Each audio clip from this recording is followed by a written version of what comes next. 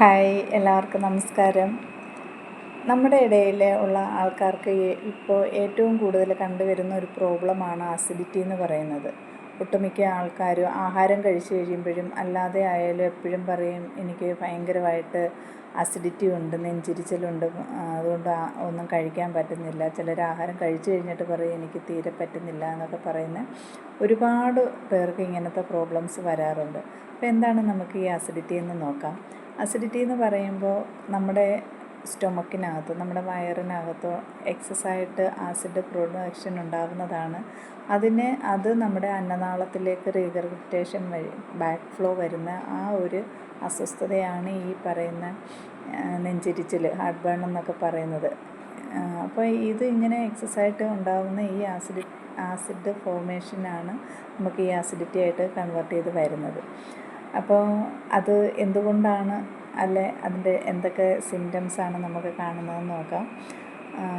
കൂടുതലായിട്ടും കോമണായിട്ടും കണ്ടുവരുന്നത് നെഞ്ചിരിച്ചിലാണ്.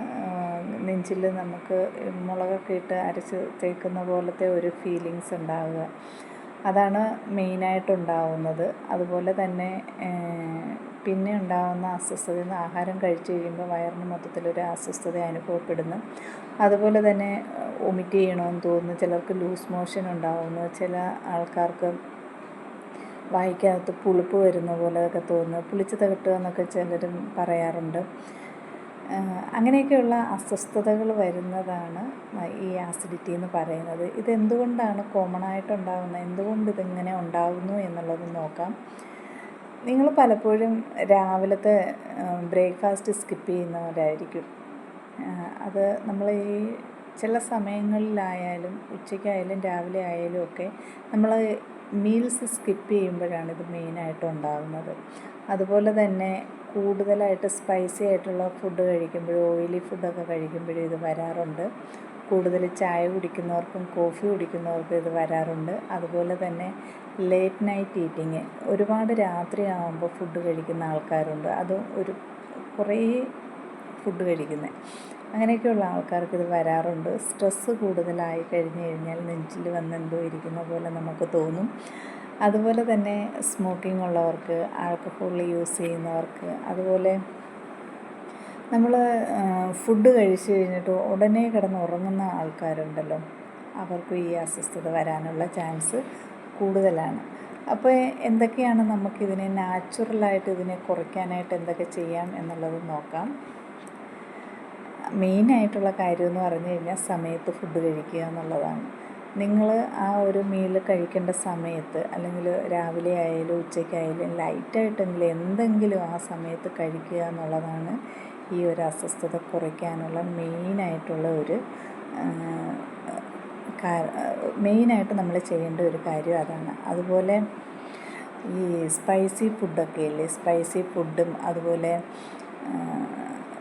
Junk food, വെളിയിൽ നിന്നൊക്കെ നമ്മൾ ഫുഡ് വാങ്ങിച്ച് പാക്കറ്റ് ഫുഡിലൊക്കെ എന്ന് പറഞ്ഞു കഴിഞ്ഞാൽ എരിവുള്ള ഫുഡൊക്കെ നമ്മൾ കഴിച്ചു കഴിഞ്ഞാൽ പാക്കറ്റിൽ വരുന്ന ചിപ്സായാലും അതുപോലെയുള്ള ഐറ്റംസൊക്കെ ആണെങ്കിൽ അതിനകത്തൊക്കെ ഭയങ്കരമായിട്ട് സ്പൈസി മസാലകളുണ്ടായിരിക്കും. അപ്പോൾ അത് കഴിക്കുന്നത് കഴിവതും ഒഴിവാക്കുക. അതുപോലെ ചെറിയ ചൂടുവെള്ളം കുടിക്കാനായിട്ട് ശ്രദ്ധിക്കുക. ജീരക വെള്ളം കുടിക്കുന്നത് നല്ലതാണ് ഇതിന് വേണ്ടിയിട്ട്. അതുപോലെ നമ്മൾ ഫുഡ് കഴിച്ച് കഴിഞ്ഞിട്ട് ഉടനെ കിടക്കാതിരിക്കുക. ഒരു 5-10 മിനിറ്റ് ഒന്ന് ഇരുന്ന് റെസ്റ്റ് എടുത്തതിന് ശേഷം കിടക്കുക. അത് കഴിഞ്ഞിട്ട് നിങ്ങളുടെ സ്ട്രെസ്സ് കുറയ്ക്കാനായിട്ട് ഉള്ള കാര്യങ്ങൾ ചെയ്യുക. ഇതൊക്കെയാണ് നമ്മൾ മെയിനായിട്ട് ചെയ്യേണ്ടുന്ന കാര്യങ്ങൾ. പിന്നെ ഡെയിലി നിങ്ങൾക്ക് അസിഡിറ്റിയുടെ പ്രശ്നമുണ്ട്, നിങ്ങൾ ഇങ്ങനെയൊക്കെയുള്ള നാച്ചുറലായിട്ടുള്ള ഈ റെമഡീസൊക്കെ നോക്കിയിട്ടും ഇത് കുറയുന്നില്ല എന്നുണ്ടെങ്കിൽ നിങ്ങൾ ഡോക്ടറെ കണ്ടിട്ട് മരുന്ന് വാങ്ങിച്ച് കഴിക്കണം.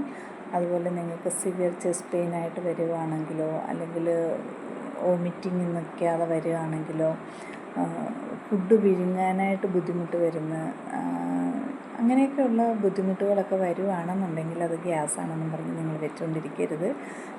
അത് നിങ്ങൾ പോയി ഡോക്ടറെ കാണണം. ആ ഒരു ടൈമിൽ നിങ്ങൾക്കിങ്ങനെ വരുന്നതാണ് എന്ന് പറഞ്ഞുകൊണ്ട് നിങ്ങൾ റിസ്ക് എടുക്കാനായിട്ട് നിൽക്കരുത്. അപ്പോൾ ഇത്രയൊക്കെ കാര്യങ്ങളാണ് പറഞ്ഞ് തരാനായിട്ടുള്ളത്.